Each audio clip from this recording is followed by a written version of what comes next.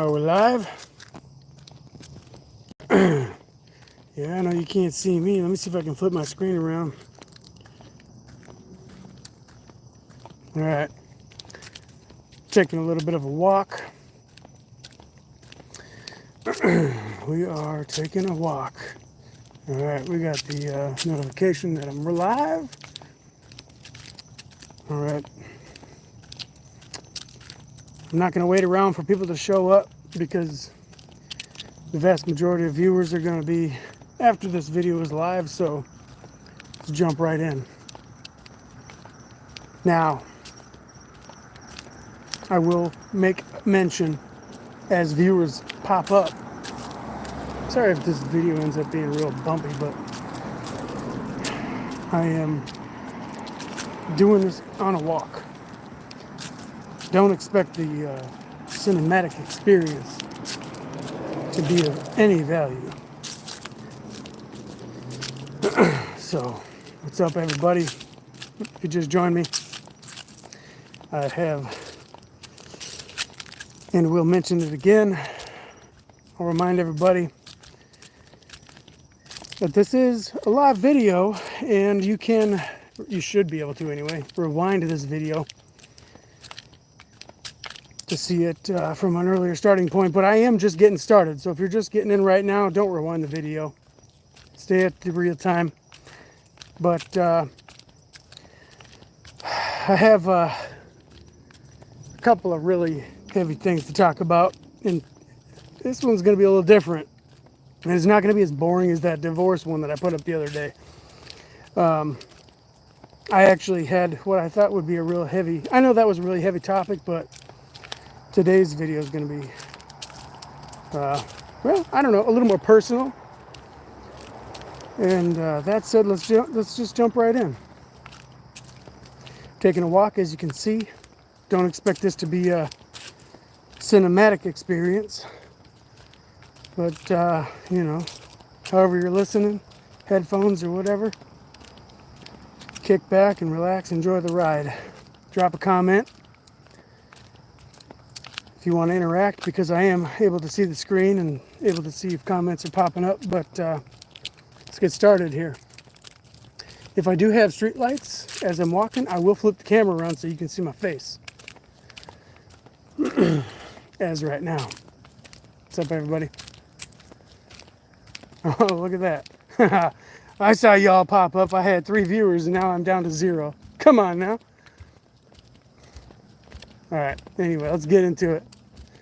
So, number 1, obviously, I had dropped a short video earlier today that I was going to be talking about my experiences with angels and demons. And I am going to be doing that in this video. And I will just say, prepare yourself.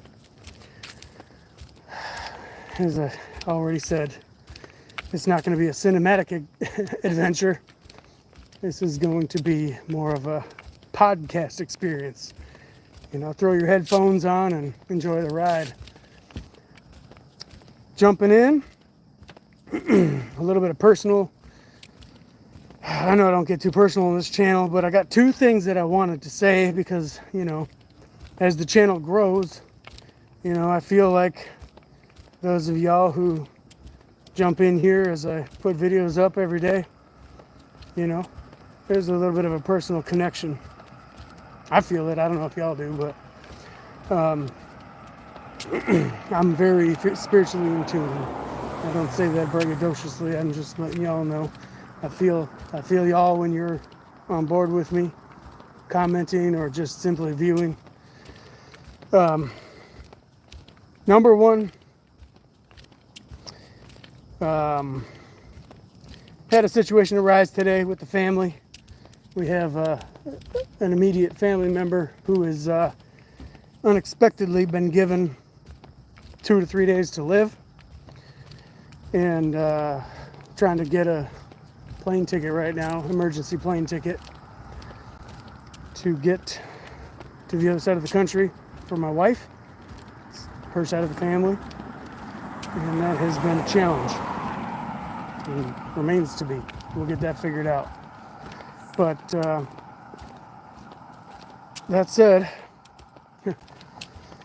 life has been rough. It's weird how these things pop up at the worst time. It's like, I've been an entrepreneur for the last 10, 12 years, and being an entrepreneur and a business owner is a roller coaster, It's a succeed or fail. It's a bliss or hell lifestyle. You're either doing great or you're really struggling. And right now, the times are not going well. And now we got to come up with travel money to go see someone who has 2 to 3 days to live. They may not even be coherent when we get there, but that's life. Moving on. I want to talk about the future of this channel. Yeah. Don't worry. I am definitely continuing the mission. But I've been running this channel for six years-ish, somewhere in there. And YouTube, by the way it's designed, buries channels that don't treat their channel like a full-time job. So I personally really don't care if I have a massive following. Like, I don't do this for the following, but I don't do this to talk to myself. You get what I'm saying? So I have been thinking about starting a new channel, because I know, like, you gotta, if you want to get your message out, or if you're in the YouTube game, it is a game. Like, you can go from 0 to 100,000 or 1 million subscribers in 6 months. But if you start your channel and you slack off, sorry about the light, I'm taking a walk, it's dark out. I can flip the camera around and you'll see if it works. I got a little bit of a light ahead of me. Let me know in the comments if you're watching this, if you prefer to stare at my face even if it goes dark, or if I'm walking. I know I'm walking and it's kind of a bumpy experience. But anyway, YouTube buries channels that don't treat their channel like a full-time job and post things, regularly. And like, you have to know how the YouTube algorithm works if you want to have a following. And you know me, if you've been around here for any amount of time, I'll post regularly for a few weeks or a few months, and then I'll go silent for a few months, because life gets real. But I'm thinking about starting a new channel because I actually am at that point where I think I should just dive in and turn this into more of a daily vlog type of a thing. And if I'm posting daily from day one of starting a channel, YouTube loves that stuff. The algorithm loves that stuff, is what I'm saying. Not the viewers, the algorithm. So the channel will be pumped out in front of people that wouldn't normally be seeing it, or people that are new. So the channel will grow a lot better. But here I am 6 years in, the channel has completely been buried. And I know guys who are, well, let me name one example. John Crowder. The dude is a mastermind of his craft in this line of work. And I feel just terrible for him that his channel and the amount of wealth and the treasure of knowledge and just everything he's pumped out over a decade and a half on his YouTube channel has amounted to a couple thousand subscribers. And if he pumps out a new video every once in a while now, he kind of let the channel go this past year, or maybe last year, but because it hasn't gone anywhere. YouTube buried his channel. Well, I think what happens once YouTube buries your channel, you just don't get it back. Anyway, that said, I'm contemplating starting a new channel. If I do that, I'm going to be coming on here and just shouting out the new channel, and then all my new videos will be obviously on the new channel. But I'm like, I don't know. I don't really have anybody to ask, like, is that a good idea? So it kind of sucks in my situation because I don't want to shoot myself in the foot. But moving on, as per usual, we're 10 minutes into a video and I haven't gotten to what I wanted to talk about.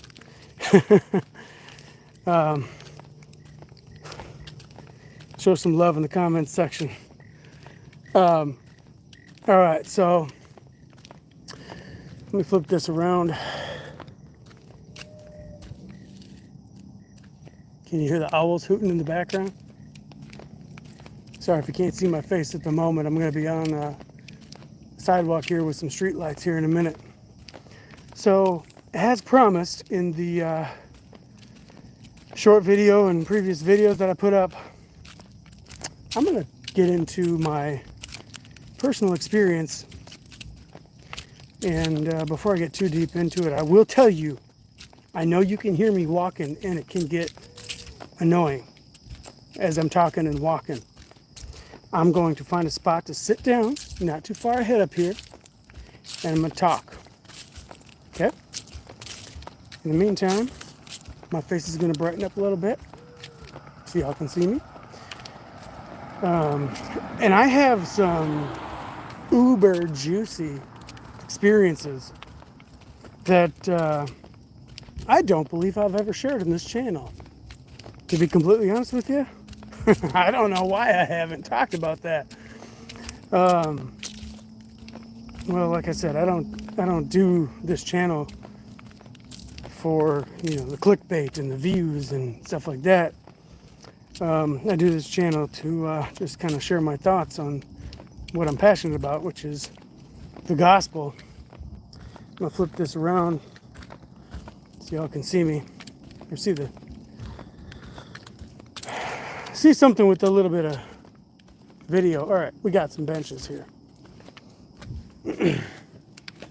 Oh, this sucks. Who would have designed a bench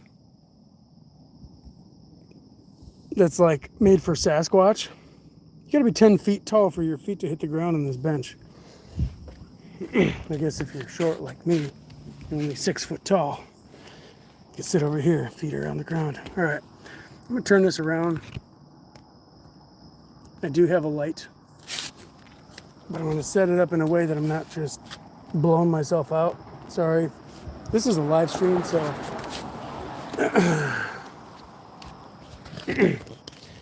What's up, everybody? Appreciate y'all. All right, what we got here? Even though I'm one of the few who watch your content on the regular, well, thanks for acknowledging that you're one of the few. I appreciate you too, man. DB. Would you be discussing other topics on this new channel? Oh yeah, dude, the new channel will be literally a continuation of this channel. The only reason I would even consider doing a new channel is literally because I know YouTube has buried this channel, because that's what YouTube does with channels that are old, that, like I said, didn't treat their channel from their inception as a full-time job. So it's like, if you start a YouTube channel, you throw some videos up, you go silent for 6 months or 3 months or even a month or two, and then you come back on, you throw some videos up, and then you go silent again. YouTube ultimately completely just buries those channels. So yeah, you'll always have like 2 or 3 regulars who may be looking out for your videos, but you're not going to end up getting in front of anybody new at all. Unless, I mean, you got a better chance of hitting the lottery than having your channel take off, if that is the strategy that you followed when you started the channel. And in my case, I started the channel without a strategy. I didn't really have anything in mind from a business standpoint doing this channel. It was literally just to, share my thoughts on the Christian Universalism journey that I'm on. And at the end of the day, I finally realized it's kind of pointless if all I'm doing this for is to stare back at myself as I go back and rewatch my channels, or go back and rewatch my videos. So by starting a new channel, and I haven't completely decided if I'm going to do it or not. I'm going to continue with this posting virtually every day and see how things move, but things have been moving slower than molasses as far as the subscriber count and the interaction go. But I mean, it costs a lot to do this regularly, and I know it's really important to get this out, and I know there's not a lot on YouTube for us in this community. There's some, like you can, there's definitely some knowledge out there on YouTube you can go after, you can find, but there's really no vlog style content you can interact with and really get that daily fix from. So that's kind of what I'm thinking.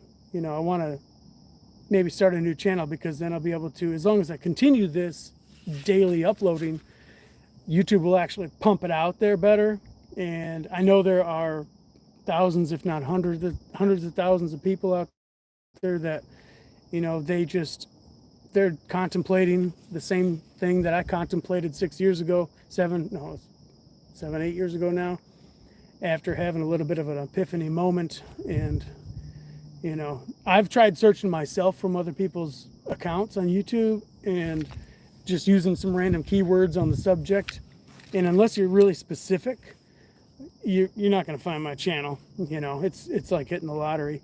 So that'd be the reason I'm doing that.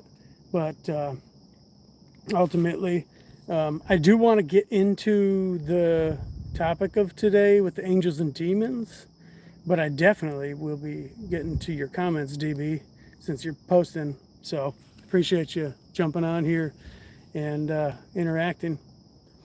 You said the algorithm is brutal. It is. It's definitely brutal. It's kind of tough for me because, like, 100% genuinely, I'm not doing this for the fame, and I'm not doing this to, like, grow a channel. I just turn this into a business. And I'll tell you, from what I've been through, I can tell you right now, this isn't going to turn into something where, I get rich on YouTube and, oh man, you've changed, You ain't got to worry about that here. But I want to get this content in front of people who could use it, and I'm not patting myself on the back. What I'm doing is I'm trying to be there for people who are in my shoes or are in my, or, what I'm saying. If I was searching the internet 6 years ago, which I did, and I had this channel to come across, I'm telling you, man, life would have been a lot easier, especially maritally, just having somebody to listen to that I could relate to, other than just like, David Bentley Hart and Robin Perry and, a couple people that are just like, yeah, you can go on YouTube and you can get debates, you can get, pro-universalist arguments and stuff like that. But, life isn't all about all that, so I'm offering a little something a little more natural, Spirituality channels in general are hard to gain traction compared to all the other distractions. Yeah, that's true. Near-death experience channels, I noticed, get a decent amount of views. You know what? On that note, since I've been following them for the better part of 5 years, 5 years ago, they weren't actually gaining any traction.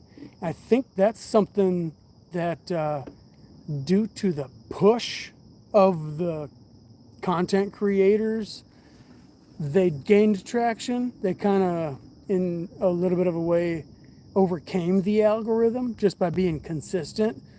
But if you're going to gain traction when YouTube doesn't care about your content, you can, but it takes, I mean, like, what is your time worth to you? to play that lottery. You could be pushing your content for 5 years with, well, look at me, 600 subscribers that, maybe 30 of them actually see my content when I post something. So I don't care if you have 10 million subscribers. If you're not posting regularly, you are not being seen by everybody that signed up to see you. It is what it is, but I have a family of 6 to provide for, and this is not my full-time job. It's not even a part-time job because, as I have said many times, I don't get paid a red cent for this. I don't have sponsors, and I haven't ever seen a dime from the Amazon affiliate link that I created. But at the end of the day, I'm just going to keep doing what I'm doing. But I think it'd be beneficial to get in front of more people, and I think strategically it might be a good idea to start a new channel because that's the way you play the game if you want to get in front of new people and your channel's already buried. That said, we're 21 minutes into this video, and I want to jump into what I want to talk about today. So first and foremost, have you had any experiences with angels or demons or ghosts or I don't want to get too far into the woo-woo and the weeds here, but the paranormal? It's funny. I'm out here sitting on the sidewalk at night in the woods with a little light from a phone pointed at my face. It's like a campfire ghost story. This was not intentional, by the way. I actually wanted to put this video up earlier today during the daylight. And, as life would have it, we have learned of some tragic news that, hit us unexpectedly, but set me back a little bit. But I had a promise to y'all that I would get this video up today, and I'm going to do it. So let's get started in undeserved flavor fashion, 20 some odd minutes in. By the way, I am going to save the best for last. That said, I will preface this with, if I get interrupted and have to make a part 2, I am deeply apologetic. I don't see that happening, but if some emergency arises where my phone, which I'm recording on, if somebody calls me due to the family emergency that came up earlier today, if they interrupt this video and I haven't gotten to the quote-unquote last but not least angel experience where I encountered Michael, open eyes, real open-eyed experience,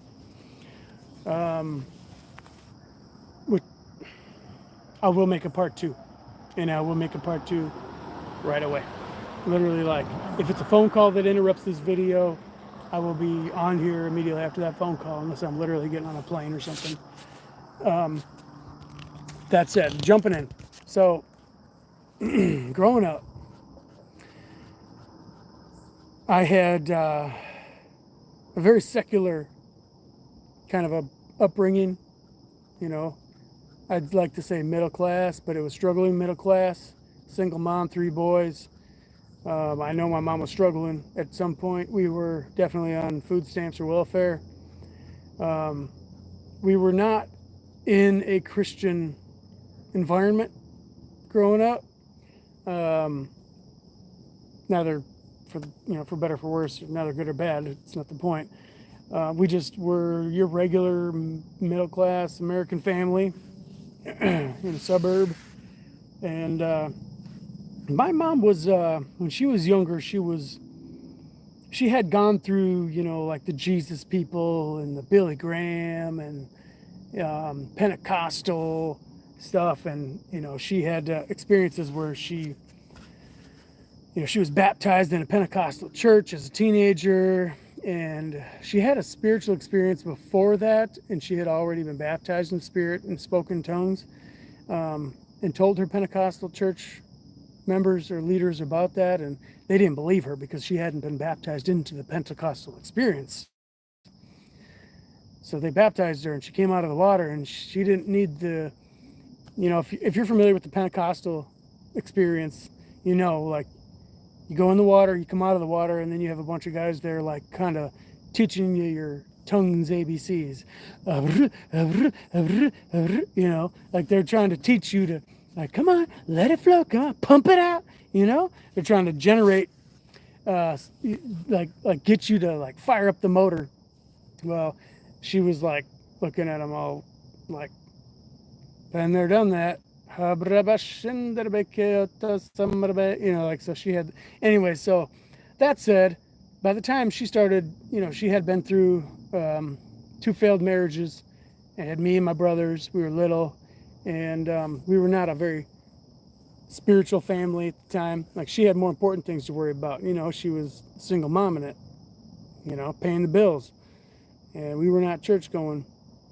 That was back in the 80s. And, you know, she had spiritual, and this is all relevant to what I'm getting to, so promise you, this is going to get good. She had, like many other people, she had spiritual interests and curiosities and stuff. And, you know, one day this show came out, I think it was in the 90s on TV, called The Other Side. If you are familiar with that, let me know. That became a regular thing in the house, other than, you know, The Simpsons and Friends and all that stuff. You know, in the 90s, we had, the TV was just on all the time, but that was a common thing. And we had,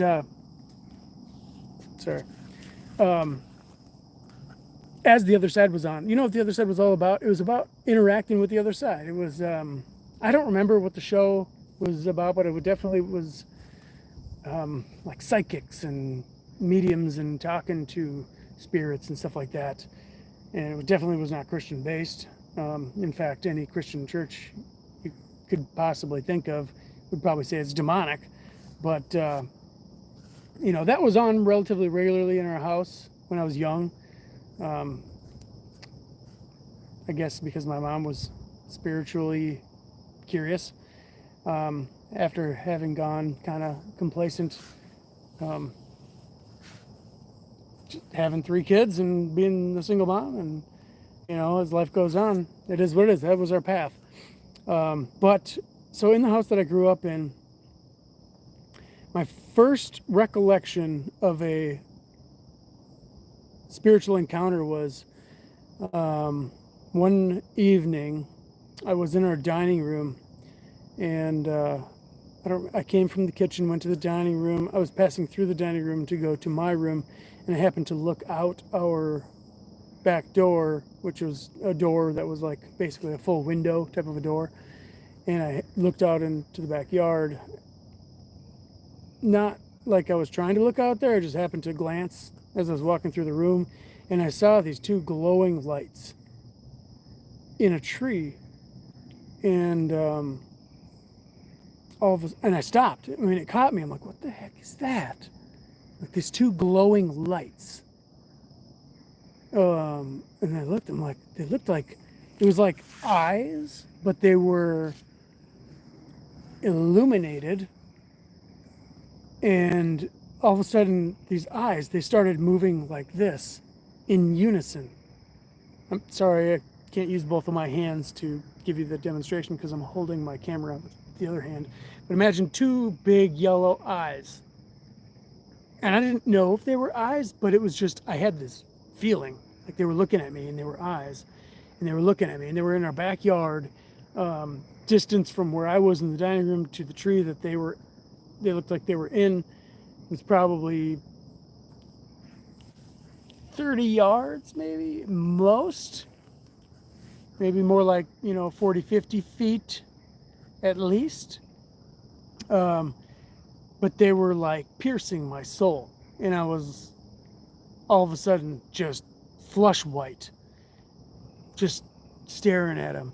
And they were doing this thing, And so I ran to my mom's room, told my mom what I saw, and she was like, well, maybe it was an owl or something. And it very well could have been, I guess. At least that's what I thought at the time. But thinking back on it over the years, I don't know of an owl that has eyes that big, and I don't know of an owl that has eyes that illuminate themselves. I know about eye shine. You know, I can take a flashlight out here over to the swamp over here in the river, and I can see half a dozen gators, you know, and various animals. And you know, if there is an owl, you know, maybe you'll get some eye shine or something.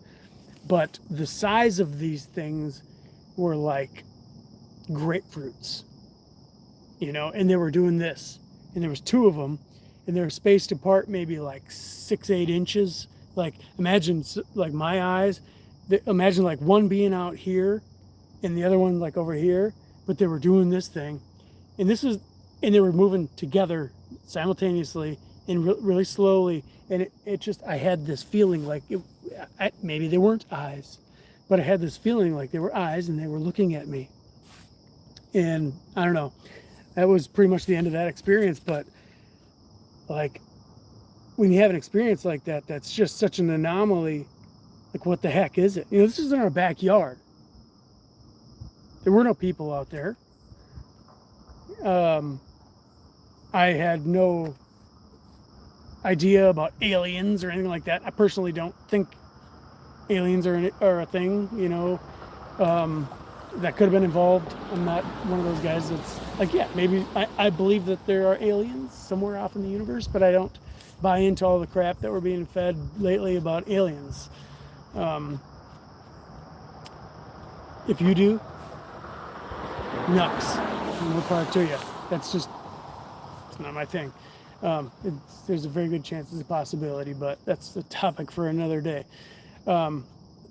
Definitely did not come off to me as an alien thing. It was more of a supernatural. I thought it was like a ghost or something.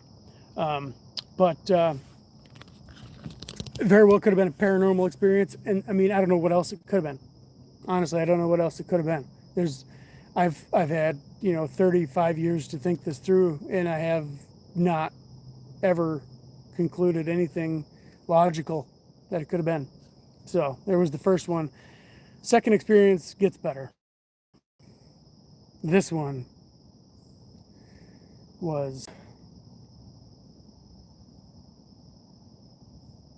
gives me goosebumps to this day. This was, so it was evening again. I don't know what time of the evening, maybe 9 o'clock at night.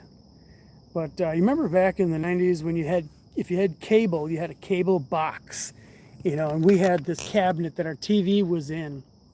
And on the shelf just above the TV, we had a TV, I don't know, it was probably like a 27 or 29 inch, you know, TV, you know, these big fat boxes, you know, that we had in the 90s. Nothing special, just a big old box TV, Sony or something. I don't know, it doesn't matter. But like, it was in a cabinet, and then the shelf above the cabinet was the cable box, and on the cable box you had the buttons with the numbers and up and down. So like, if you didn't have a remote, you touched the buttons to flip the channels.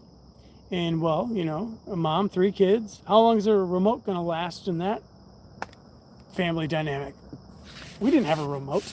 I don't remember. I know at one point in my life, my mom finally got a Bose surround sound system as a treat for the family, and there was a remote that controlled that, and it was a DVD player, so we could turn it up and down and play the DVD. But like, generally speaking, with the cable box, it was, you want to change the channel or you want to browse the channels, you get up and you're like, your face is literally like right here to the TV, and the cable box is right here, and you're flipping through the channels. It's like you got HBO and Nickelodeon and ESPN and everything in between, BET and, you know, MSNBC, I don't know, whatever, all the channels, you know, back in the 90s. Flipping through the channels. Well, I'm sitting up here, my hand is resting on the shelf, and I'm literally like, you know, 18 inches tops from the TV, and I'm sitting there just, you know, I'm probably, how old was I? 8, 10 years old, somewhere in there. And I'm sitting there doing this, and all of a sudden I just have this tinge of feeling to like look over my shoulder. I don't know, like it wasn't anything. It just like I just ever like happenstance.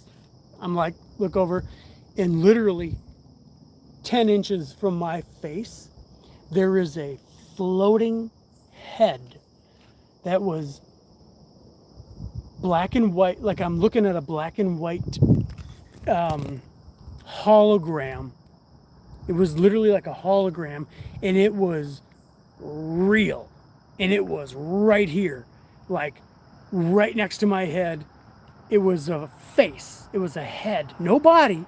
There was no body, it was just the head of an elderly man, full-size head floating in the air 10 inches from my face, looking at the TV that I was flipping through the channels on.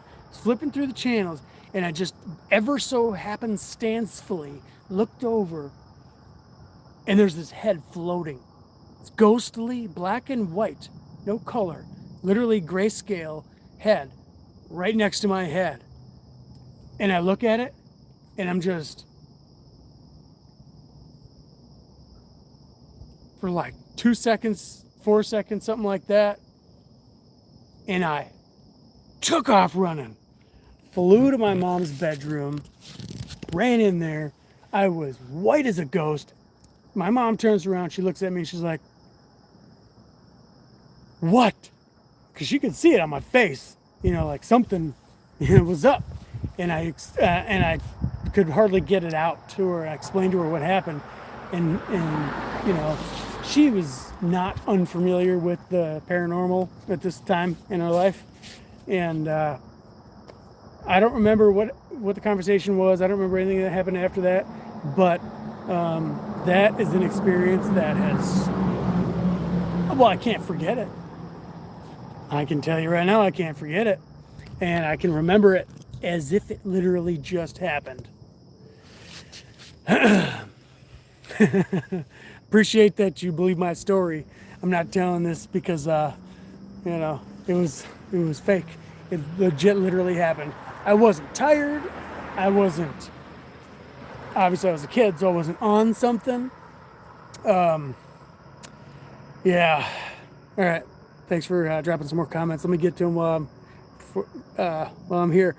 I've only ever had one paranormal experience involving my grandfather's death. Awesome. I don't, if this counts. It's doubled psychedelics, so you could say that as experience. Well, you know what? I don't discount psychedelic experiences. I just think they're in their own category of experience. I don't compare them to legitimate near-death experiences or out-of-body experiences, because in and of themselves, they're their own real experience. Like, I did shrooms back in the day, and I had an experience. It was a real experience. I can't say that the things that I experienced within the experience were applicable to our three-dimensional reality. I don't know how you define real, but it happened. I experienced it, and I'm sure you did as well. Like it happened, right? So, there's lots of different types of experiences, and I definitely hate when people are like trying to define what's legitimate and what's not, like near death or out of body or in prayer and meditation versus, well, you just took drugs. That's, I'm just telling people, come on, grow up, like open up your mind a little bit. But I will say, DMT is not the same as the near-death experience. You can have a real life-changing epiphany experience doing DMT and other things, or ayahuasca. I have not tried those, but I definitely know you can have a real... How you doing, man? How you doing, man? Those experiences are definitely legit, but they are in a category of their own. Moving on, the next experience that I had while growing up, I was in the basement. So I lived in Minnesota, and when you live, in the Midwest, virtually every house, at least that I was familiar with, had a basement. So growing up, our little, my little relaxation zone was in the basement. We had a pool table, a couch, and a TV down there. And when I wanted to go be by myself and just chill and watch some TV, I'd go down there, throw the TV on, lights are off, and the only windows down there are those like little, they're not egress windows, they're just like tiny little windows up kind of by the ceiling. So it was always relatively dark down there if you had the lights off. I'm just watching TV. I don't remember what I was watching, something normal. Could have been something stupid like Friends, or, I might have been watching a movie like Blue Streak, or something, all of a sudden, behind the couch that I'm sitting on the other side of the basement, we had we had a bar and a fridge, and all of a sudden, like a bunch of stuff that was stacked up on the counter. There was a counter, a fridge. Someone's trying to call me in my live stream here. We had a bar, countertop. My stepdad, who was no longer in the picture, had built this basement with his bar and a fridge. Bar and fridge. There's a bar, sink, fridge, countertop, whatever. It was on the opposite side of the basement from where I was sitting. I'm watching TV. I'm not watching some freaking horror movie. I'm not down there watching Saw or The Ring or some crazy, I wasn't into that. It was just watching some regular old movie, and all of a sudden, like, a bunch of, like, stuff crashed behind the bar, about 20 feet behind me. Stuff that would not have fallen over on its own. And no, there was nobody over there. 100%, I was the only person in the basement at the time. It freaked me out so bad. I turn around, pause, give it a little bit of a minute, and I'm like, I didn't know what to think about it. But I, after a few minutes, went over there, flipped all the lights on, and we had good lighting down there if you turn them on. I mean, it was set up kind of like a gaming recreational party room. So, there were like can lights in the ceiling, front to back of the basement, lights over the bar, all kinds of lights, flipped them all on. It was daylight down there. And I walked over there and I saw all these like cups and glasses and stuff that were, just set along the countertop, like up against the backsplash, that literally could not have fallen accidentally in an earthquake. Like they were, in an earthquake, they would had to have bounced around to finally fall or something. All this stuff literally like crashed down back there. So obviously at this point, I think I was probably 11, 12 at this point. And I just knew, I'm like, all right, I am going upstairs. So there was that experience.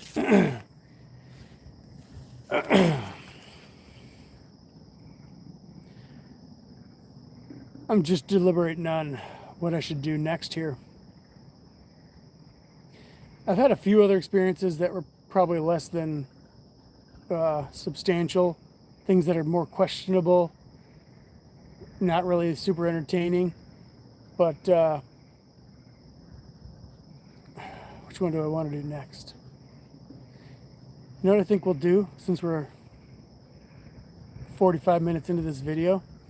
I'm going to get into the grand finale. And by that, I don't mean the last experience I ever had, but the one that I actually wanted to save for the grand finale of this video. Before I get into that, I will say I communicate and interact with, and this isn't something that, like, I don't know, I don't see it as abnormal. because I do it, but I know the world doesn't typically sorry, live interacting with spirits. I don't know why I'm like burping here. Maybe I'm just talking too much. So I'm going to get into a story here that is going to take a little bit of time because let's see where it goes. I had experienced an open-eyed, legit, real, natural, open vision experience. Like, I don't know what you call it. Like Michael, the archangel, came into the living room. There was a demon and another angel and other demons. So let's get into it.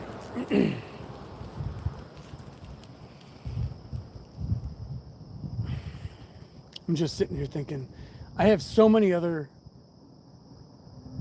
like spiritual experiences that I could talk about. To like, if I wanted to be on this live for like 4 hours, I could definitely do it.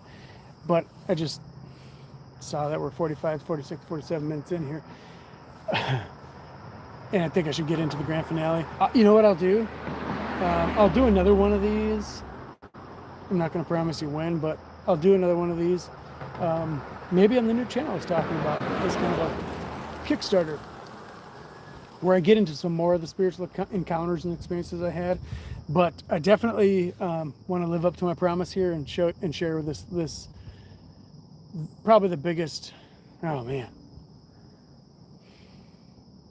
I just remembered another one. Definitely wasn't going to compare with the big one, but all right.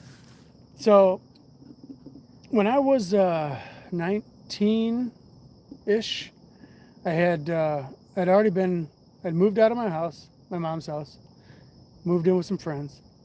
It was a crack house, basically, doing a bunch of drugs and going to clubs every night, not following the Christian way. Had moved out of that house into my own house because in that time I had had an experience spiritually and needed to get away from that. And then 6 months into that, felt like God was calling me into ministry. So I quit my job and then didn't have any money. So I had to call my landlord and be like, hey man, I just want to give you a heads up. I'm not going to be able to make next month's rent. And I just wanted to be upfront with you about it before it becomes a problem. I'm moving out. Don't worry. I'll be out by the end of the month. I'm not going to overstay my welcome. But if you don't mind, just tear up the lease and move on with our lives. And so there was this guy who was an integral part of starting a non-denominational charismatic church with my mom when I was 19, 20 years old. And I'll get into how all this started in a different video. I think I kind of went over it in my video on my journey from evangelical or Christian universalism. But anyway, I called him up. I didn't really know him at the time, but I knew he was a neighbor of mine from growing up, and I thought, who knows? Maybe he's got a room for rent. He's a single guy, and he's always lived alone, and he's got a 3-bedroom house. Called him up, and sure enough, he's like, hey, man, yeah, I got a room for you. $200 a month. I'm like, well, when can I come?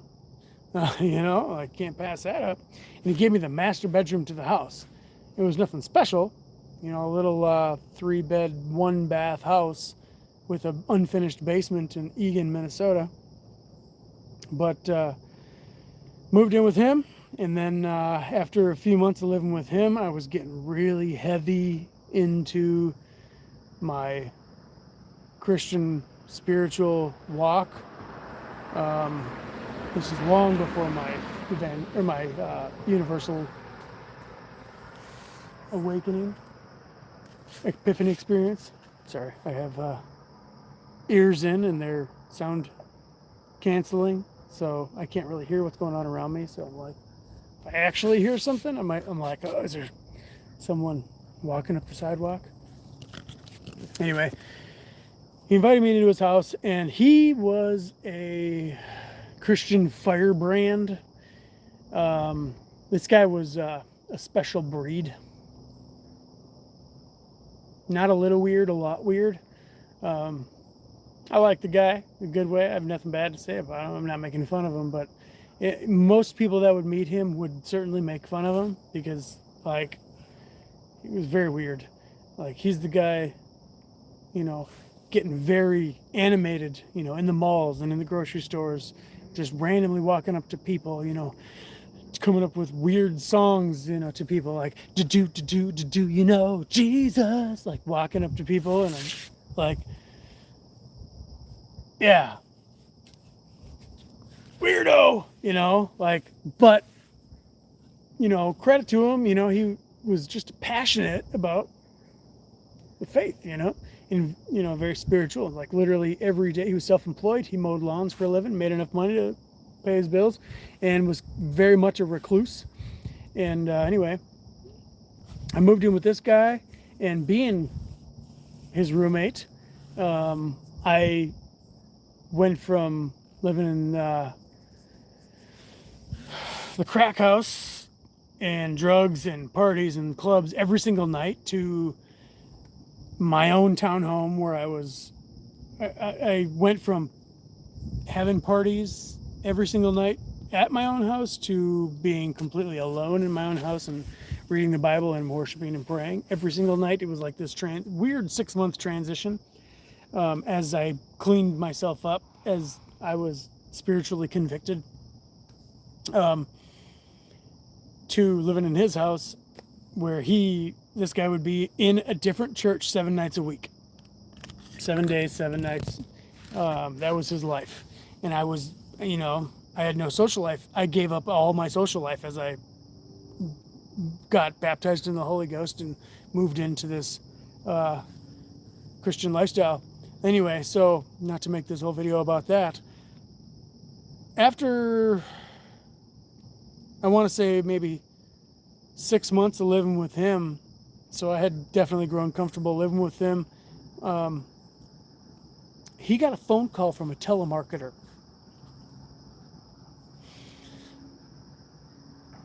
A telemarketer from the White House,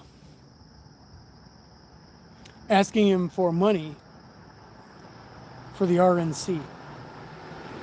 I didn't know the White House had telemarketers, but they do. And they're very specific. They are for people, they literally, so my roommate was a Republican, and he donated a lot of money to the Republican Party over the years. So of course he's going to have telemarketers calling him from the White House to request more money. Anyway, he got this call from a telemarketer from the White House. This was, I think, when George Bush was trying to get reelected. Anyway, I happened to be sitting on the couch in the living room just chilling. I don't know if I was reading the Bible or what I was doing, but my roommate, the owner of the house, got the call, and he was just sitting there listening to the telemarketer, hey, here from the RNC, blah, blah, blah. And my roommate says, stop. Stop. God has given me a download on you. So the guy stops talking. And my roommate is like, hey, can you hold on a second?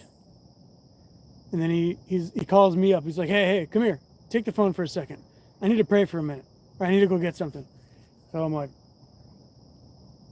sure. So I go over there. I grab the phone.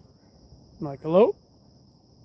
Hey, yeah, I guess I'm just holding the phone for a second here. We didn't talk at all. He said, hey, how's it going? And we just basically waited. And then my roommate came back, took the phone back, and then I left. I went to my room. I did not listen to the rest of the phone call. I do know what happened, in hindsight. My roommate ended up telling this guy essentially his life story, talking to him about how he had gone through some very traumatic relationships and breakups, and he was seeking, God, and he was seeking the meaning of life, and he just was like, God showed me all of these things about your life, some things that were extremely personal. And this guy was just, I could just envision him being on the other end of the line, just jaw on the floor, like, okay, how do you know this? And anyway, so my roommate, long story short, got the guy's phone number, and then they ended up getting in touch later that evening after hours when the guy was obviously not at work anymore, and they talked all night long.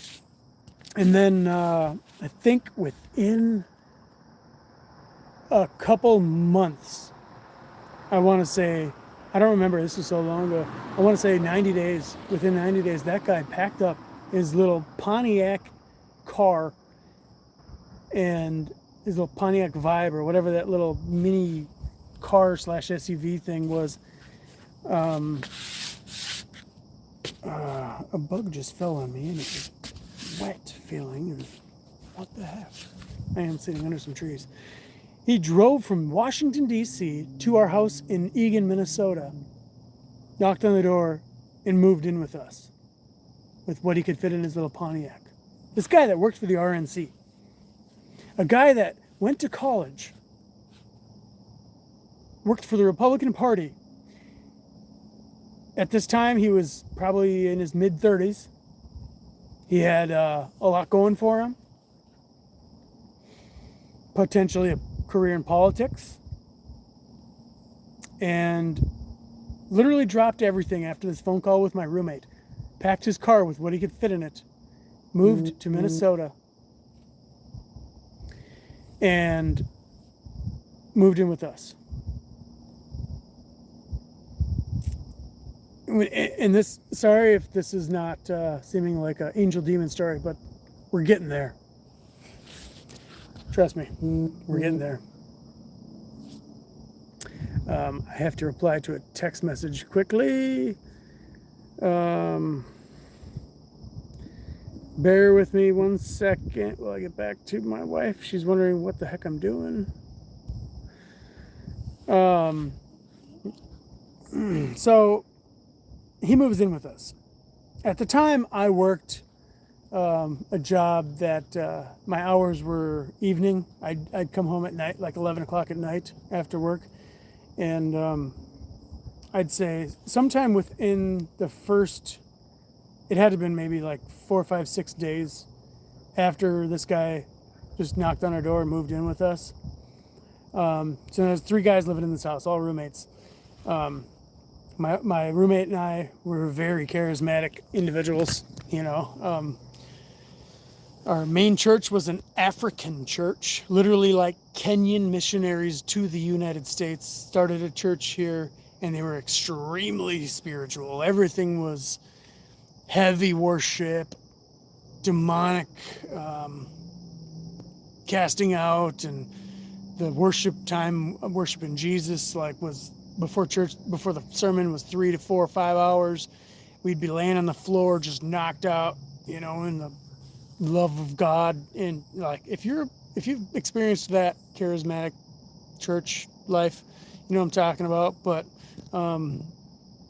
definitely not a super common flavor of Christianity, but very intense, very real power of God experiencing legit healings, and, you know, demons cast out, and dead resurrections every day. It was normal. That was normal life. Anyway, so this guy, which goes to, you know, explain like how my roommate had got all these downloads for telemarketer. You know, this was normal everyday life for us. Anyway, I was only 6 months into this personally as a 19-year-old, almost 20. But for me, even being 6 months into it, I was fully I was in the ocean. I was all in. Anyway, so 4, 5, 6 days after he moved in, I hadn't really gotten to meet the guy formally, talk to him at all, because I had such a busy life between, like, I literally would sleep. I would be at some kind of a church service, whether I was playing in the worship team or just being in the service or being at work till 10, 11 o'clock at night, and then coming home and sleeping again. I didn't really have a chance to meet the guy at all. formally or informally. Like literally the day he moved in, was like, "Hey, how you doing? I'm me. Who are you?" You know, that was basically it. So anyway, finally, I get home from work one night, 4, 5, 6 days after he moved in, and my roommate and him are sitting on the couch in the living room, and I walk in. I'm ready to just go in and collapse to bed. I walk between them. You know, one's in a chair, one's on the couch. They're just talking. I walk to my room, and then I walk in there. I'm like, I'm ready for bed. But I thought, you know, this is kind of rude. Maybe I should go out there and actually like meet the guy, sit down for a minute, talk.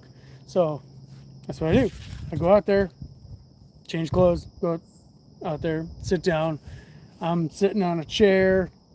My roommate's over one side of the living room. He's sitting on the couch next to the picture window in front of the living room.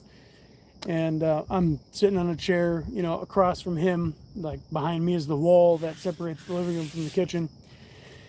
And we're just talking, you know, just small talk, hey, how you doing? Where you from? You know, blah, blah, blah.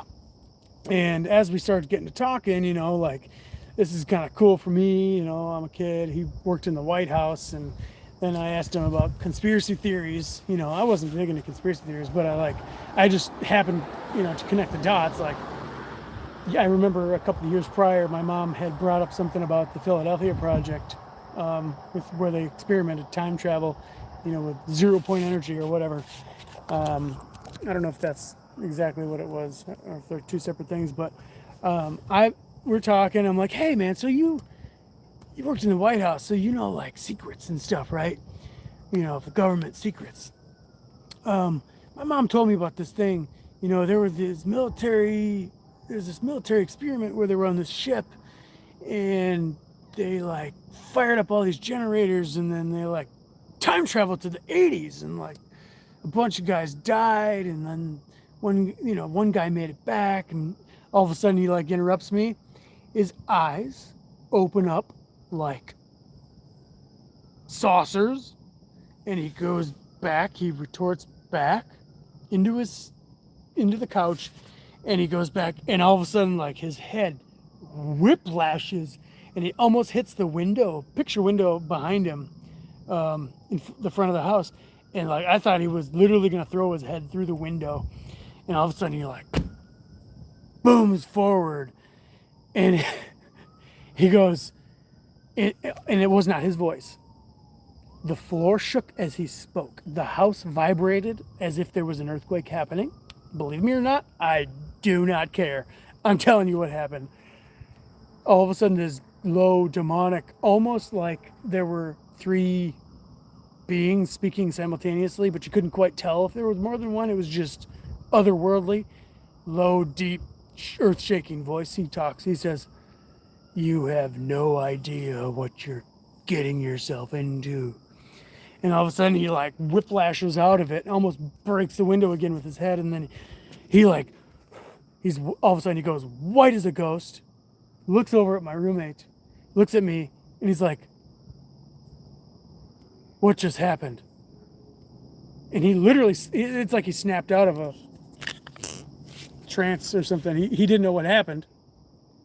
And then I look over at my roommate, and like, he looks at me, and we're all wide-eyed. I look at my roommate. He looks at me, and he goes, or I don't remember who said it, me or him. I think I said it. I said, "We gotta pray." So then we started praying. Remember, I said I was a part of a lot of churches, but primarily a part of this African church that was very charismatic. I get up out of my chair. I stand up. My roommate, he's sitting in his chair. He's a very contemplative kind of prayer. And he's praying. I don't know if he's praying out loud or praying in his head. But I am a little 19-year-old firebrand.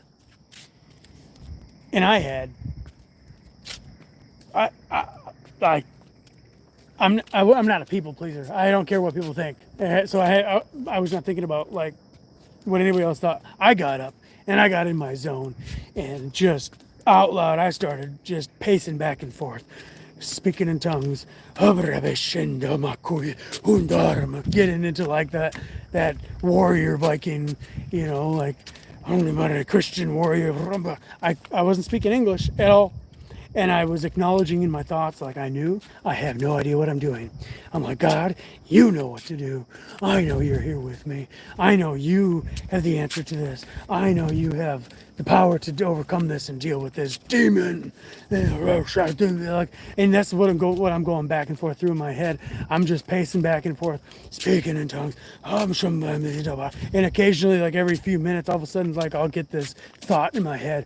I'll get this word, about like casting out a demon, like in the name of Jesus, this you demon, this or that demon of this or that, leave in Jesus' name.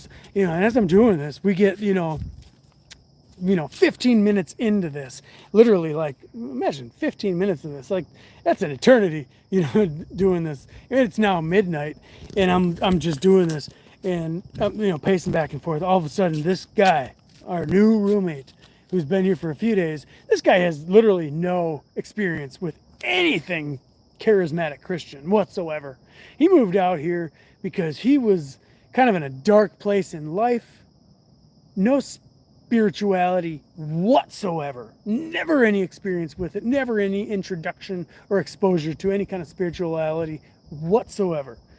Very black and white, plain, secular.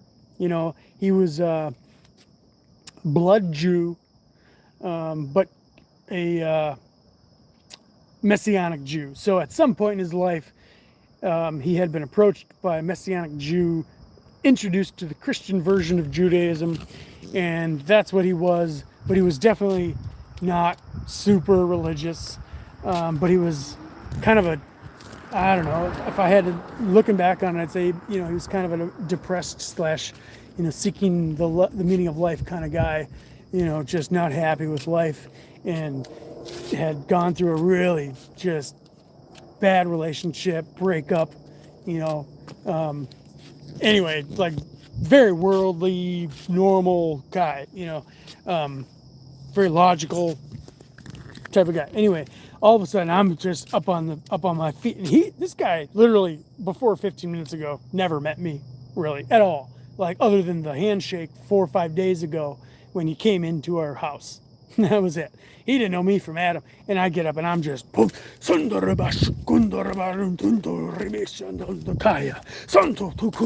Jesus, devil, we rebuke you.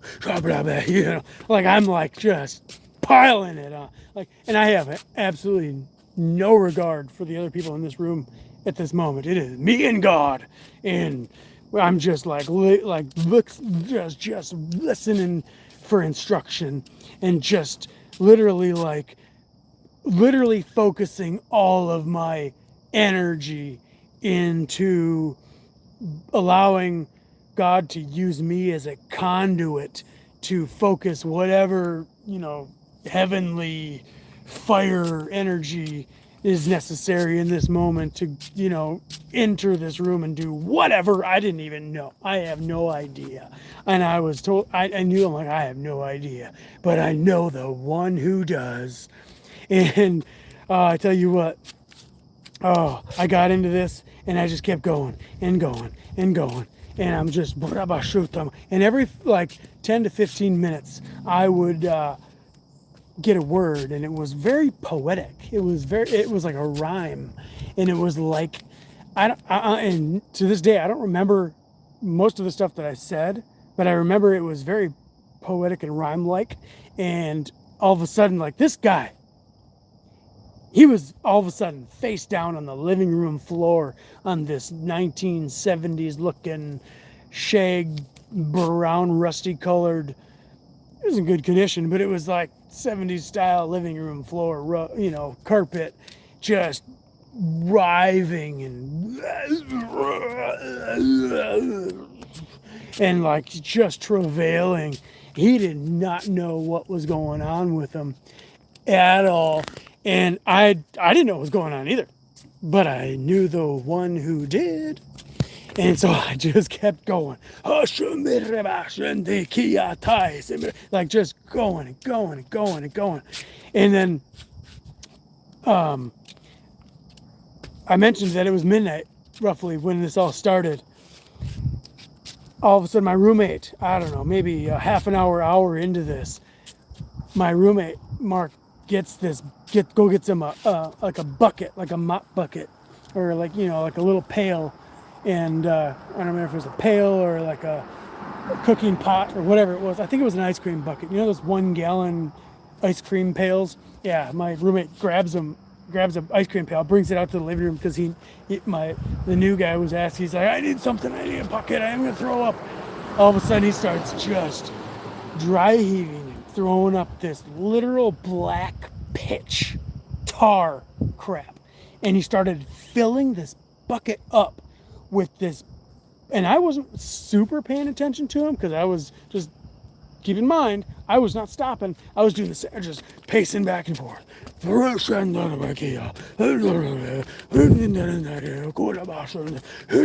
I was totally tranced out in this mode, just stomping back and forth.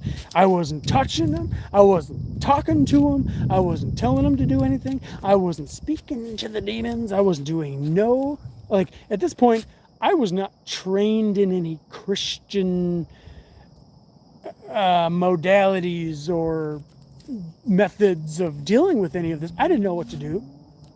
All I knew is I had been baptized in the Holy Ghost in an African church, and I knew how to speak in tongues, and it was coming through me as naturally as breathing air, and that's all I knew. And I just knew the one who knew what needed to be done. So I was just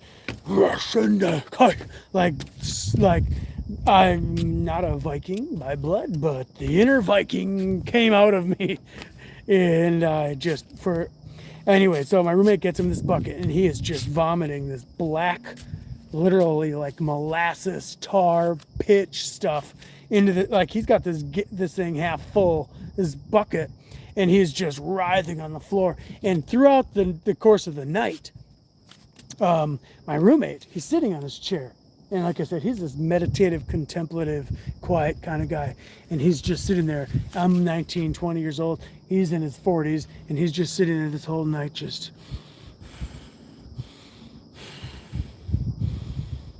all night long. He's praying in his head. And he's just sitting there, just praying. Like, I'm sure, like, super intense. But it's all in, he's being quiet. It's all in his head. And, oh my gosh. All of us, like every, maybe, this went on till 4, 5, 6 in the morning. No, I mean, it went on till 6 in the morning, but it, throughout the night, every half an hour-ish, 45 minutes to an hour, all of a sudden there'd be like this wind that just through the house, through the living room. There were no open windows. The vents weren't blowing, all of a sudden there was this like rush of wind through the house, and like, my roommate would see this black demon-esque like shadow thing like fly out of this guy on the floor as he's puking. And so it's like I didn't know this. We talked about this later. I didn't know throughout the night that these demons were coming out of this guy. I didn't see him. I wasn't paying attention to him. But just hold on to your boots here. It's gonna get good. If it hasn't already. He tells me later, so because we obviously had many long conversations about this event after this. He tells me throughout the night, every half hour, 45 minutes to an hour, there'd be this demon thing that went like flushing out of the room. He saw this black, this shadowish something like fly out of this guy's body and just leave the room. And as this happened, there was this rush of wind that kind of went with it. And anyway, I'm just I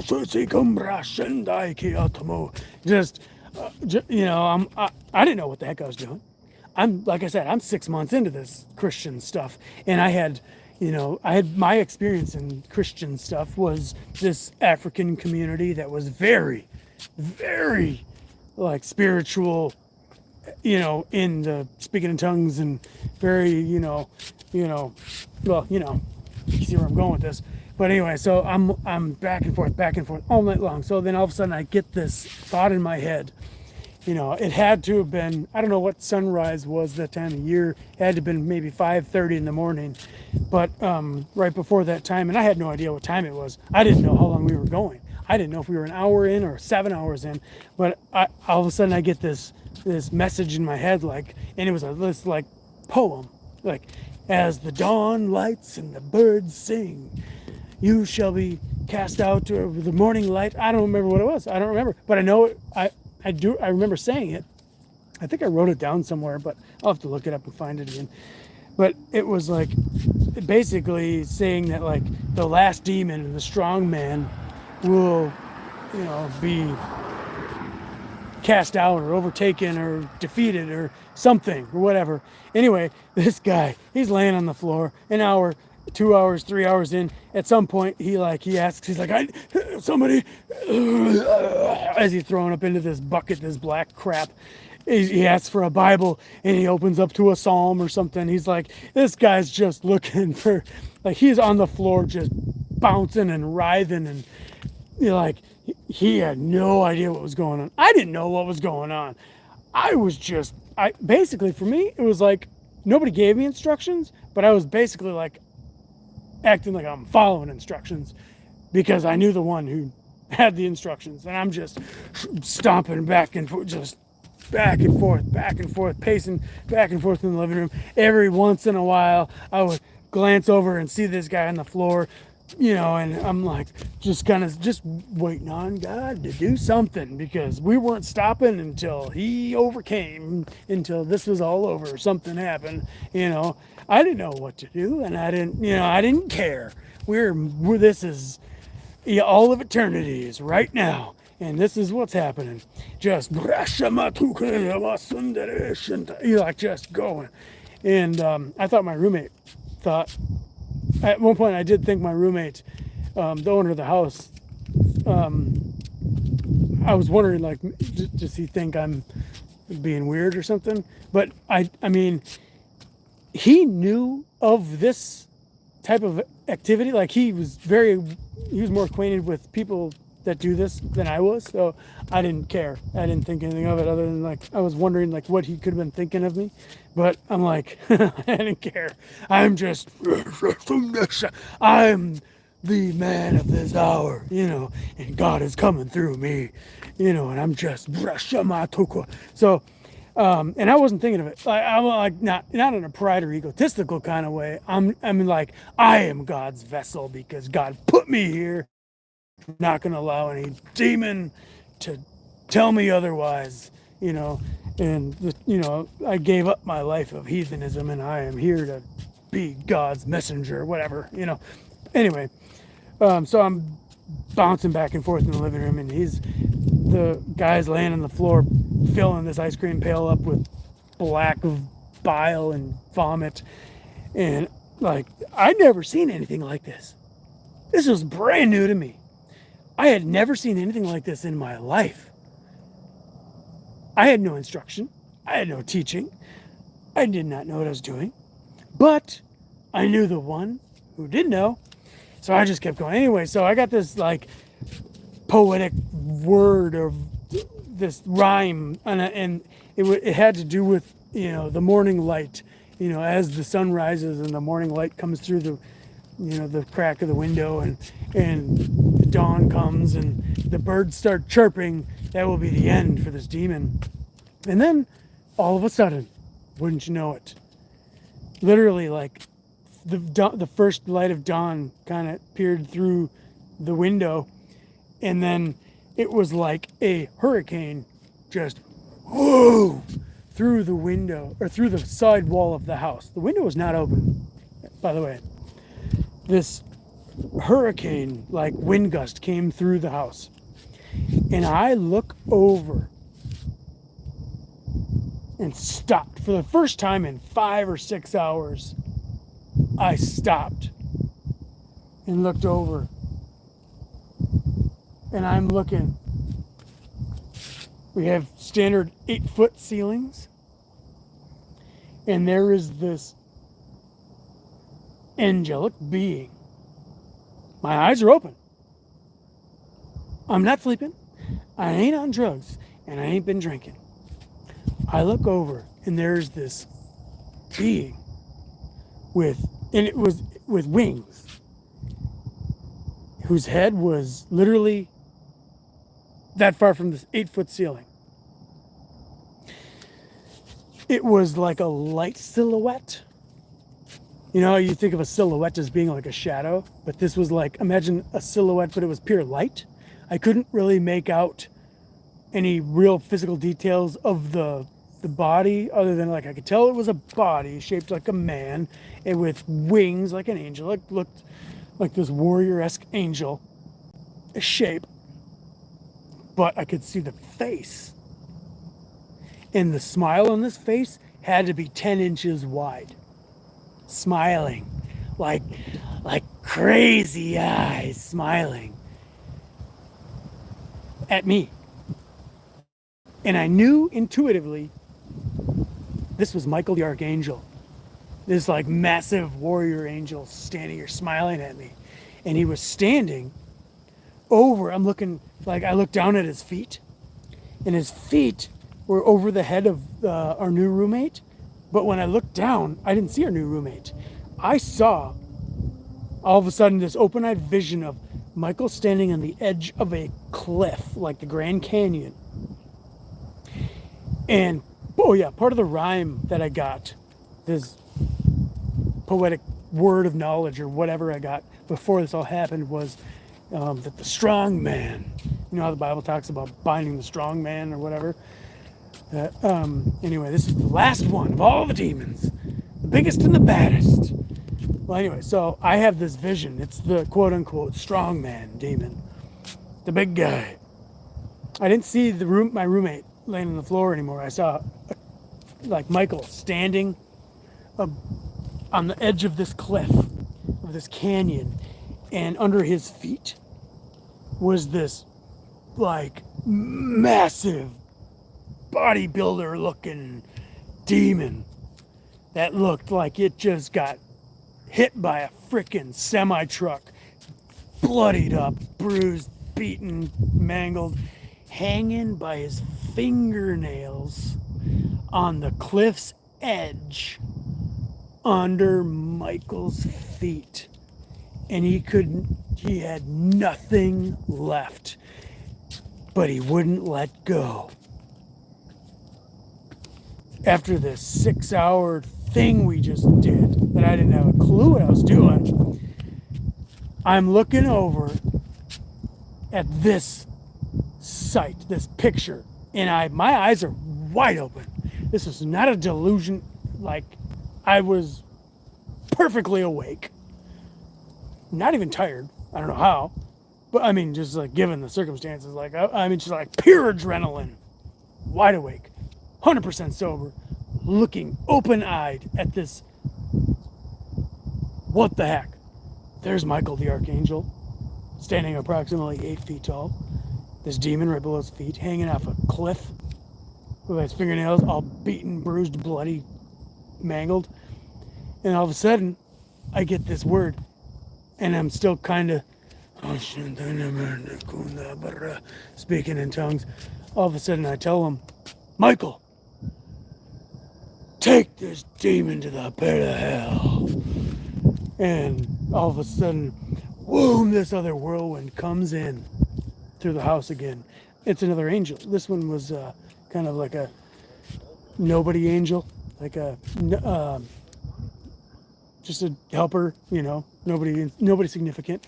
Comes in the room. All of a sudden, you know, I look back again, and I see there's this other helper angel in Michael, and they have this stretcher, like imagine like a World War II, you know, stretcher, you know, for taking bodies off the battlefield. They pile this demon thing up on this stretcher, And all of a sudden, in an instant, it was like, they were out. Just this like blast of wind flew through the house. And then, just as the word that I got in that little poetic thing that I said out loud before the dawn came shining through the window, they were gone. And all of a sudden, the entire house filled with this freaking peace that passed understanding. Everything got so calm and relaxed. And everybody in the room was like, phew. And all of a sudden, like some sunshine from the sunrise was coming through the windows. We started hearing the birds chirp outside, which was one of the things that I said, like as when the dawn comes, the birds chirp or whatever.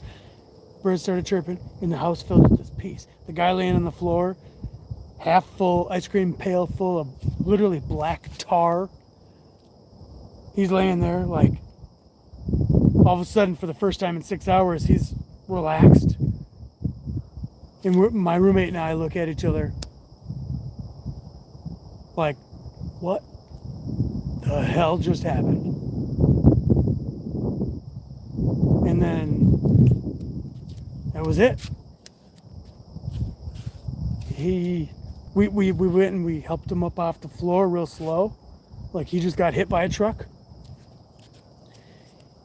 And he looks at us both like a ghost just smacked him across the face. And he's like, I think I need to go to bed. Thanks, guys. And then he goes downstairs to his room. And my roommate and I are like, I think we should go to bed. That was it. We went to bed. And there was a lot of discussion that followed this event. Believe me. But that was probably the most intense experience of my life. That was it. And then let me top it off. I'm not going to leave you hanging with that. We got to calm down a little bit here.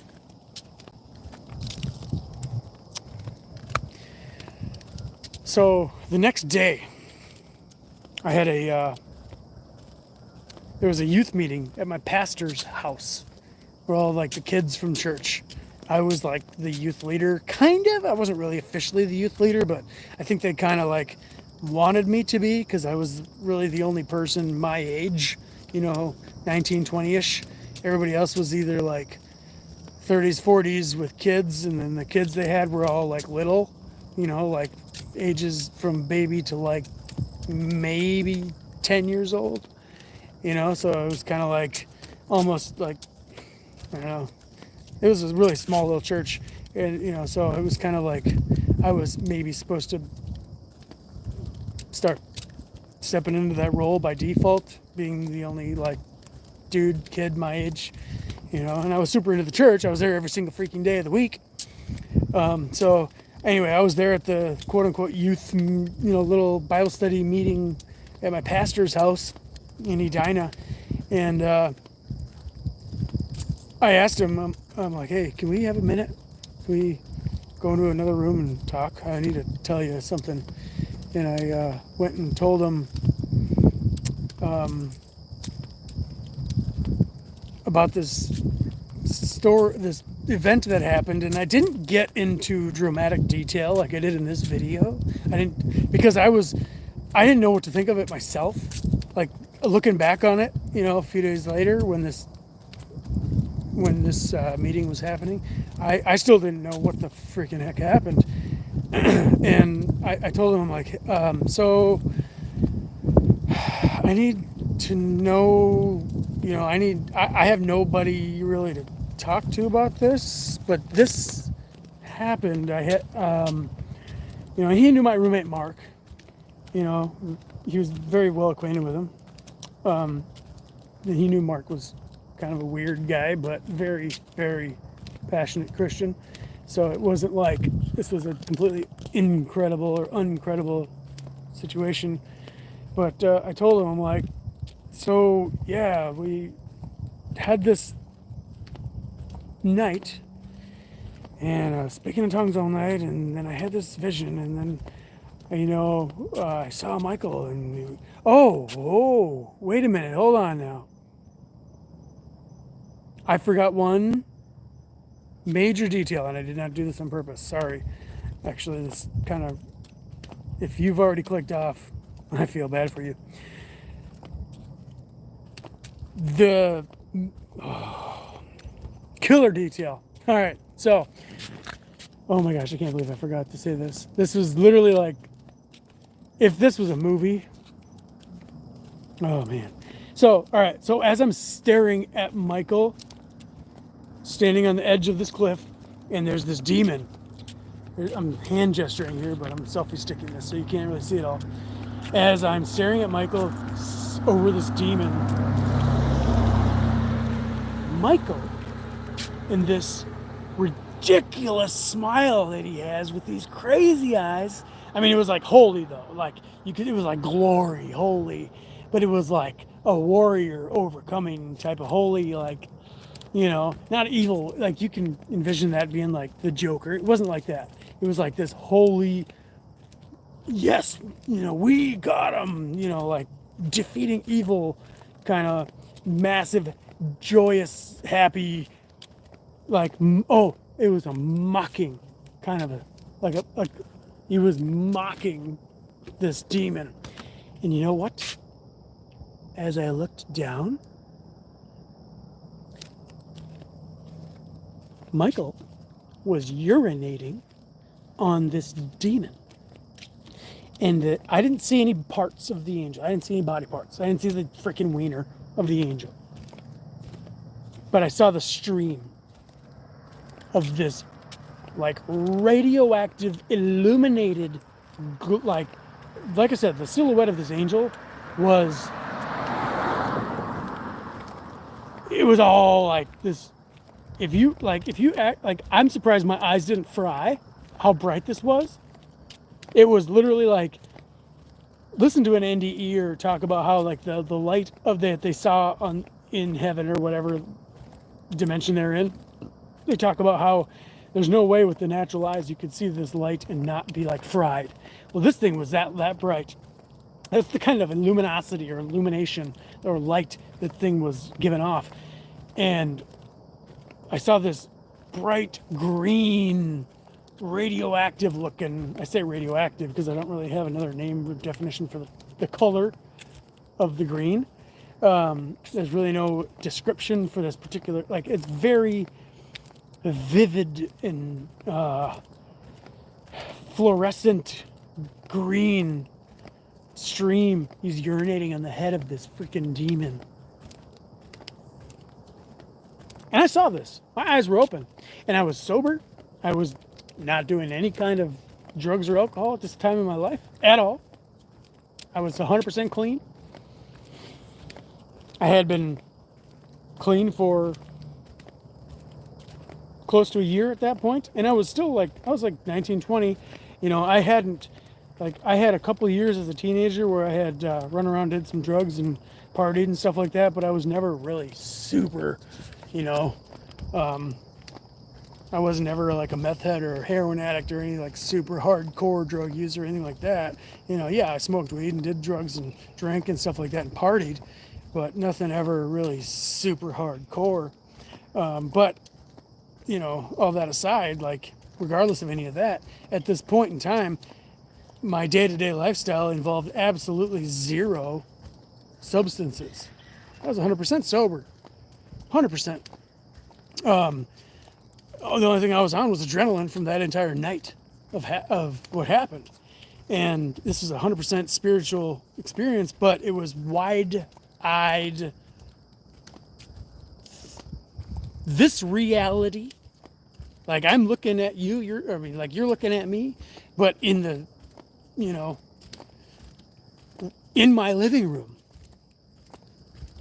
This was literally in my living room. This wasn't some like transparent, ghostly, smoky, foggy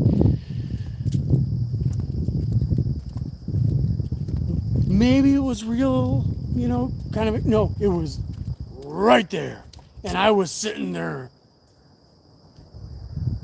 like, I was just, okay, this was my introduction to Christianity. And for the next 5 years, I don't know.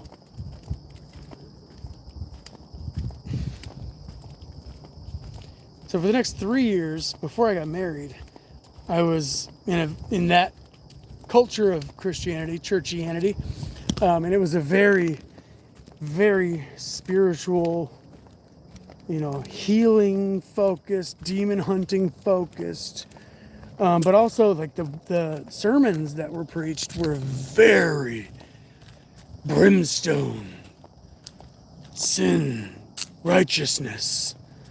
I'm gonna flip the camera around because I'm leaving the lights of the sidewalk and going into the dark of the night. So at least you'll have something to look at while I'm walking, other than my dark face, which you can't see at all. So yeah, for about 3 years I was at this African church, Kenyan church, where it was very spiritual, very fire, brimstone. It was very intense. And we called it morning glory prayer. 5 a.m. every single day. We would be at the church doing an hour to 2 hours of prayer, where basically we just show up to church. It's completely unorganized. You just got a crowd of people in there. They're just walking around, kind of like how I did in that living room. You're just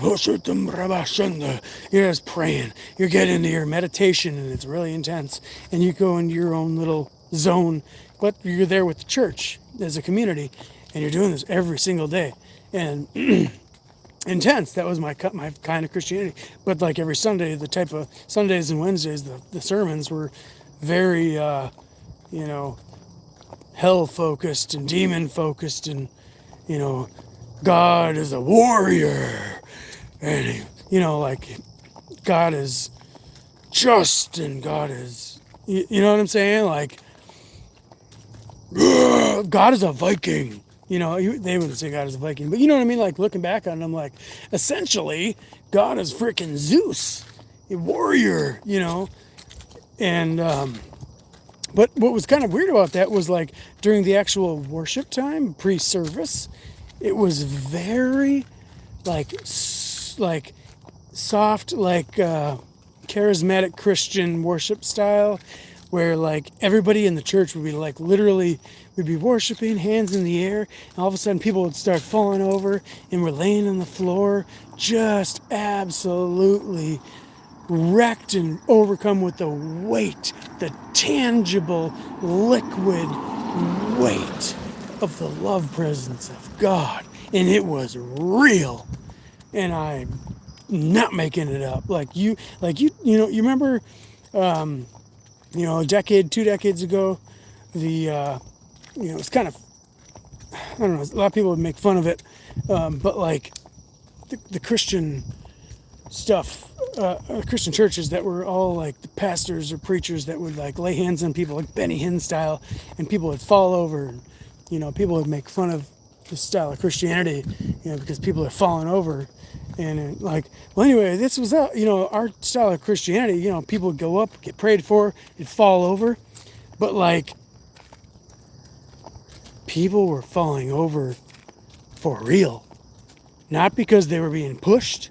A lot of times they weren't even touched, but they were literally falling, like going out cold under the power of God, receiving this glorious, like, love presence, enraptured type, experience. They'd get prayed for, and it was extremely intense and very real. As an outsider, it could very much look like a freaking cult, but it was extremely real, very much the Spirit of God, which really solidified in me that everything that was being preached on Sunday was real, and it was accurate, and it was right, and it was the truth, and they were very like Baptist type doctrine. They definitely did not call themselves Baptist, and they had no affiliation with the Baptist Church, but it was that type of extreme fundamentalist evangelical type doctrine. But anyway, so I ended up getting, excuse me, ended up getting involved in a handful of other churches as well. There was that wasn't the only flavor of church that I was a part of. That was just the primary one. There was this other church that was pastored by this Australian guy and his family, and they were a lot more, I'll say, I don't want to say less intense, but they were intense in a very, very different way. It was much more like fatherly, soft, like very charismatic. People, get prayed for and fall over, but it was definitely not that,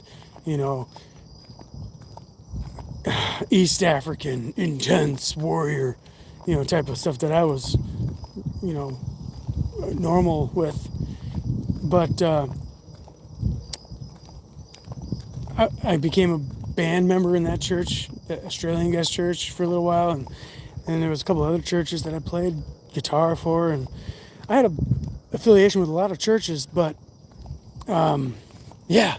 So, oh my gosh, that experience kind of just, I don't know, what do you do with that? I haven't had any other experiences like that in my life. I've had a lot of experiences, but nothing like that one. And then ended up meeting my wife. We got married, and I obviously got a little bit less and less, or a lot of it less and less, focused on going to church 7 days a week. I was definitely stayed in it, but backed out of it, to work and focus on a relationship, and then we started having kids, and all of a sudden one day, sitting in my truck, had an epiphany moment that I was not trying to go for. I wasn't like,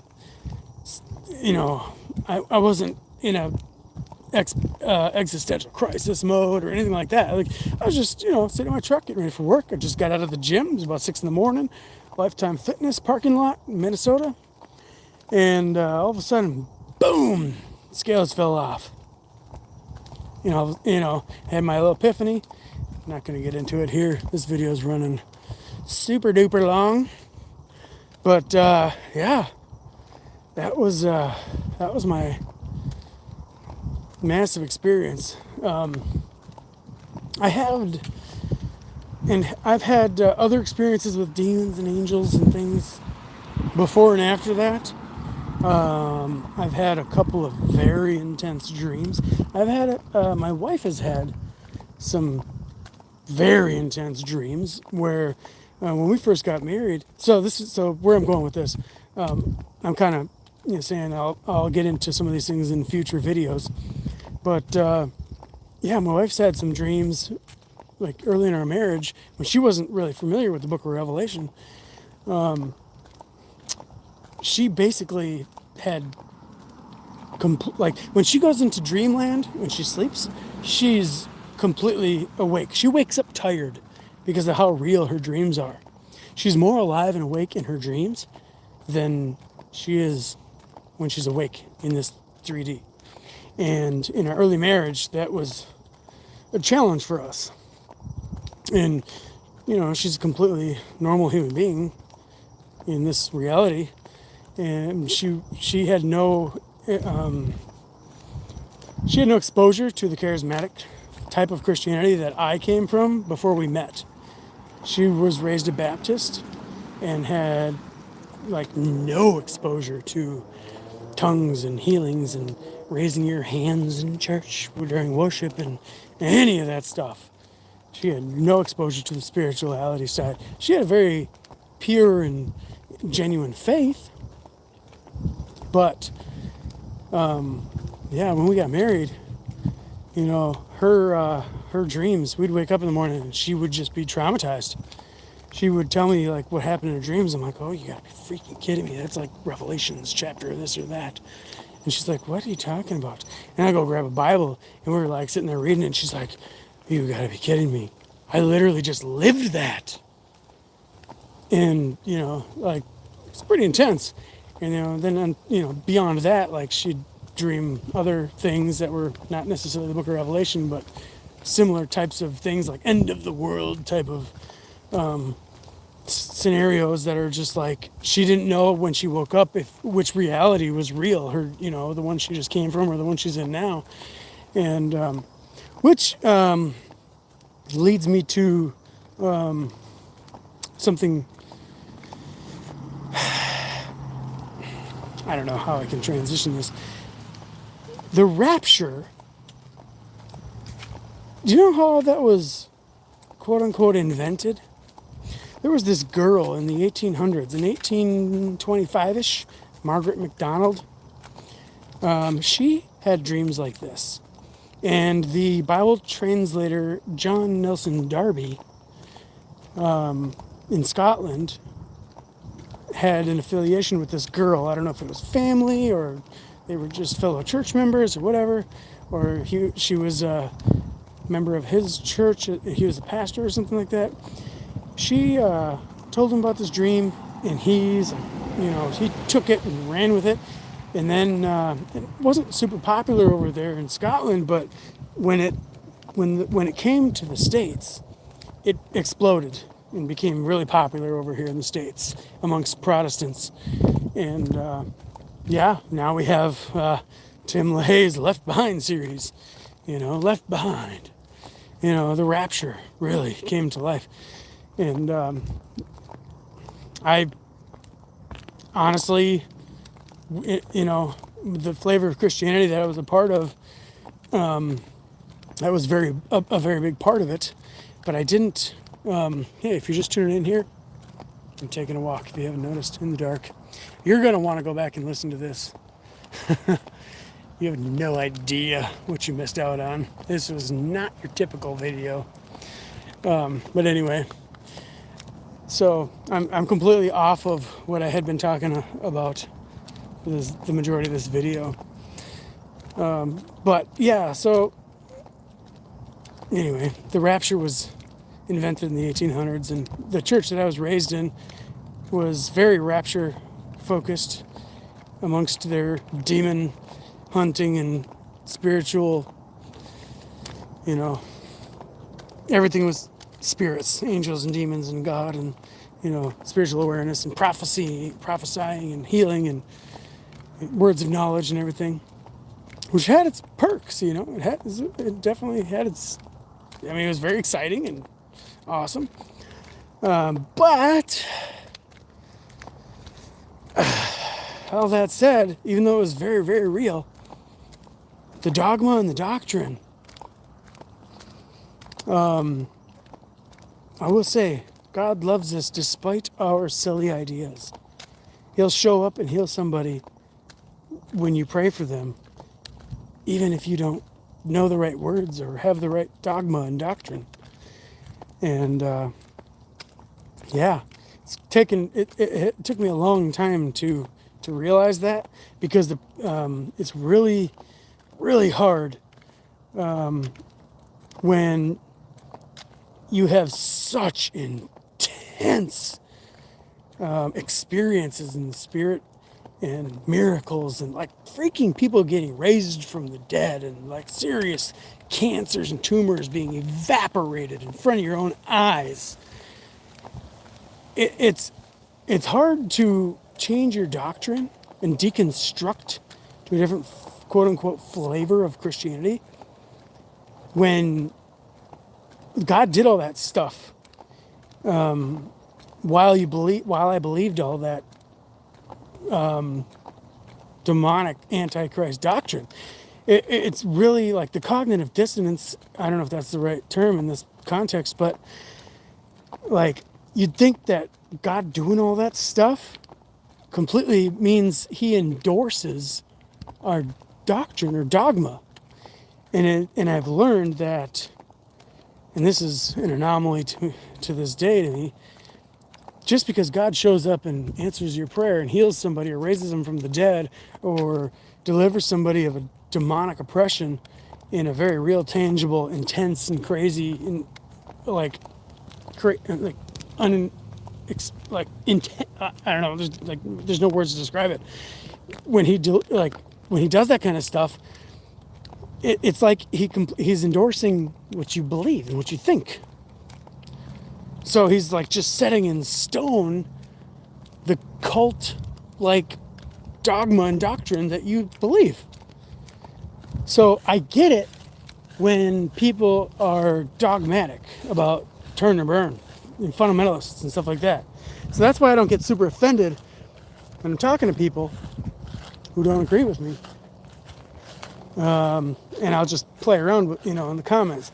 I personally will get a little intense, but I'm not getting offended because I know I've seen the bad side of that. I've seen the manipulative side of it.